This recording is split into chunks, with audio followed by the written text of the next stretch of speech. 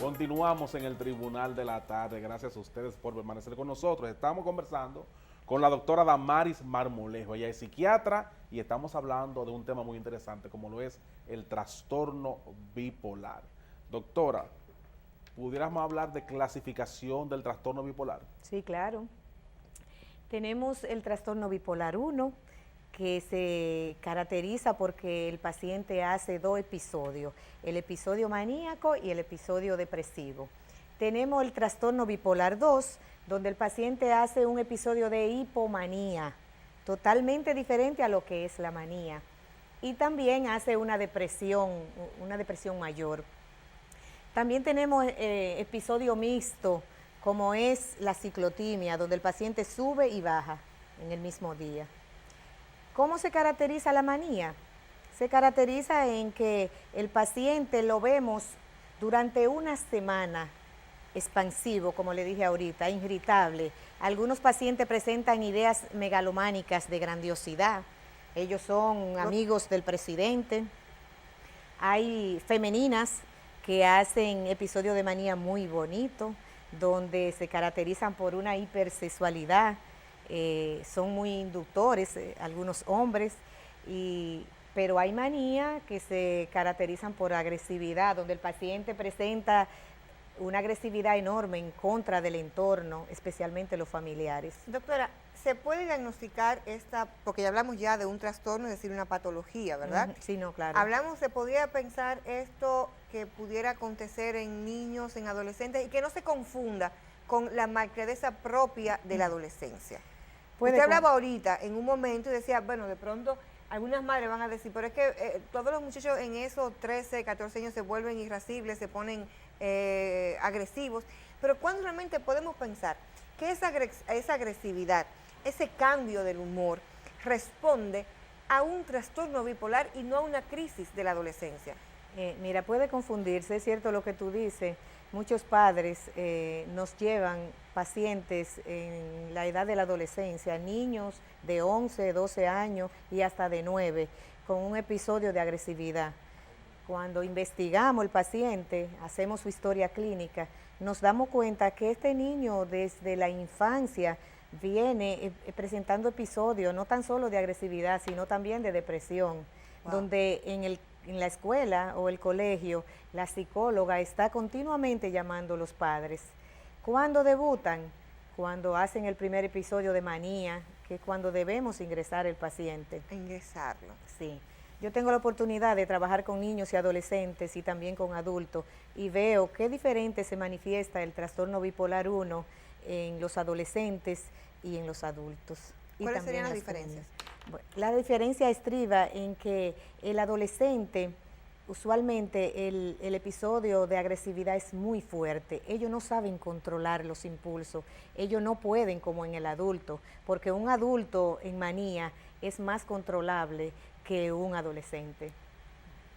Doctora, una persona que es bipolar y no se trata esta condición, ¿pudiera pasar a una patología de mayor grado en cuanto a su estado mental?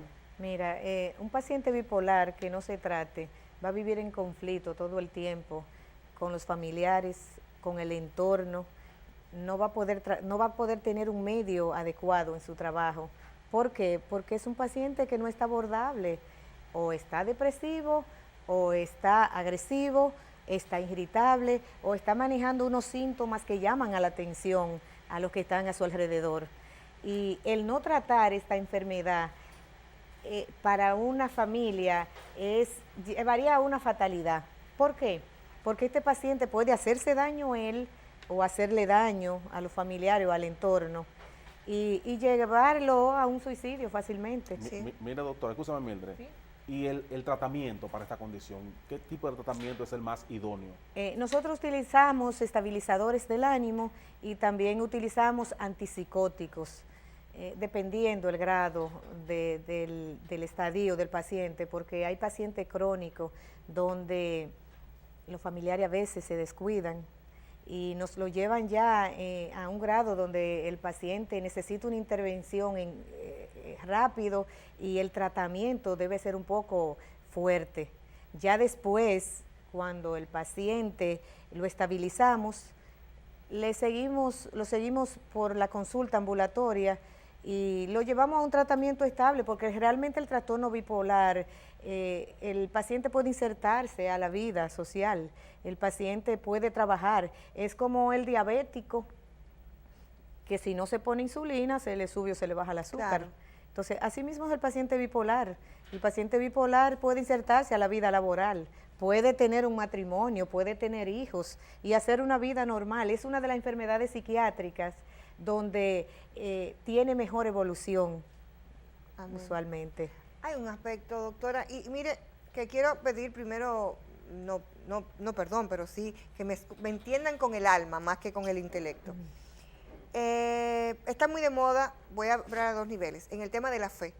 Por ejemplo, pastores, sacerdotes, que de pronto alguien va con una situación de una bipolaridad y puedo entender que tal vez, y no es que reniegue del poder de la oración, creo en la oración, pero que entienda que con una oración o una aceptación de la pareja, un entendimiento hacia el cónyuge, o que pueda presentar eso y depositarlo a los pies del Señor para ser sanado, o en el caso, por ejemplo, ahora que está tan de moda el tema de los coaching, que puede establecerse y quieran, el no tener las herramientas para poder entender este proceso, ¿cuáles serían las consecuencias? Fíjate, eso es lo que más vemos en la consulta, nosotros los psiquiatras. Estabilizamos el paciente. Después que ya el paciente salió de su crisis, los familiares lo llevan a la iglesia. Allí en la iglesia inician un proceso donde tratan de hacerle una inducción al paciente, como que él no necesita medicamento, pero ¿qué es lo que está pasando? Que no le hacemos conciencia de enfermedad al paciente, primero al familiar, porque casi siempre tú me llevas, por ejemplo, tu esposo bipolar a mi consulta.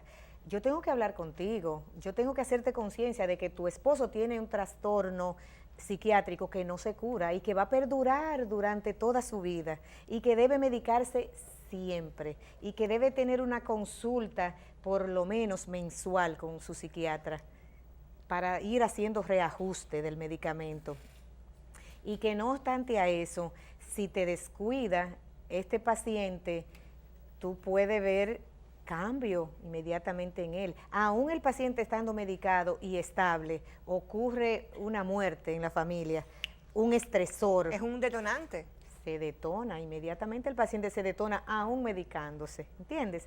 Entonces, por eso es que siempre llamamos a los familiares, llamamos a que le den seguimiento al paciente, porque es una enfermedad que se vive, se inserta al paciente a la vida, pero tiene que seguir. Como le dije ahorita, es como el que sufre de hipertensión, que el cardiólogo le dice, mira, tiene que tomarte esta pastillita hasta que te mueras. Así mismo pasa con el trastorno bipolar. Es una enfermedad incurable y que hay que medicarse durante toda la vida. O sea, que no me vengan a mí con que menos Prozac y más Platón. Su medicamento es su medicamento. Vamos a un contacto y ya volvemos.